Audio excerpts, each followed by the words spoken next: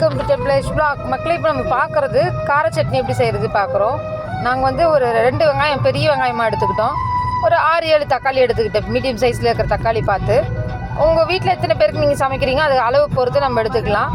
நாங்கள் ஒரு 4-5 பேர் சாப்பிட்ற அளவுக்கு எடுத்துக்கிற அளவு இது பார்க்குறது கட் பண்ணி வச்சுக்கலாம். நம்ம கொஞ்சம் மஞ்சத்தூள், மிளகாத்தூள், மல்லித்தூள், காஷ்மீர் மிளகாத்தூள் எல்லாமே சேர்த்த போல் நான் போட்டிருக்கேன்.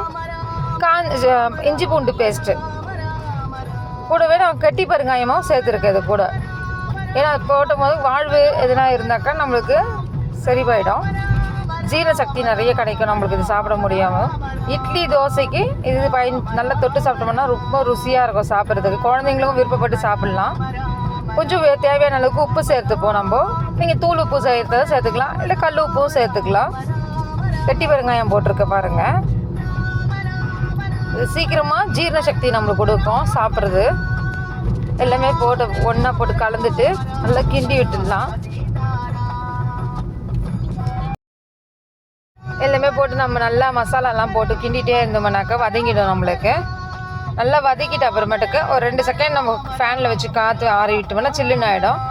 மிக்சியில் போட்டு நல்லா நம்ம அரைச்சி எடுத்துட்டோம்னா அப்படியே தக்காளி சட்னி மாதிரி சாஸ் மாதிரி கிடச்சிடும் நம்மளுக்கு. இது ஃபுல்லாக நல்லா வதக்கி எடுத்துக்கலாம். தண்ணி விட வேண்டாம். தண்ணி விட்டோம்னா சும்மா ஒரு ஸ்பூன் 1/2 ஸ்பூன் அளவு தண்ணி விட்டால் போதும். தாளிச்சிக்கலாம். இப்போது கடுகு, சீரகம், சோம்பு 3மே போட்டு தாளிச்சிக்கலாம். மிக்சியில் போட்டு இதை அரைச்சி எடுத்துட்டு அரைச்சி சாறை கொண்டு வந்து இந்த தாளிச்சதில் போட்டோம்னா சூப்பர் டேஸ்ட்டு கிடைக்கும் நம்மளுக்கு.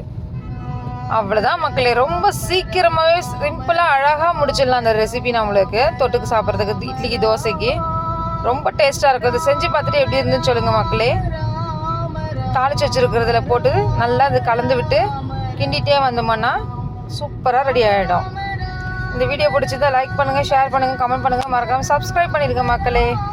நல்லா சுட சுட தோசையும் சட்னியும் தொட்டு சாப்பிட்டா அவ்வளோ சூப்பராக இருக்கும்.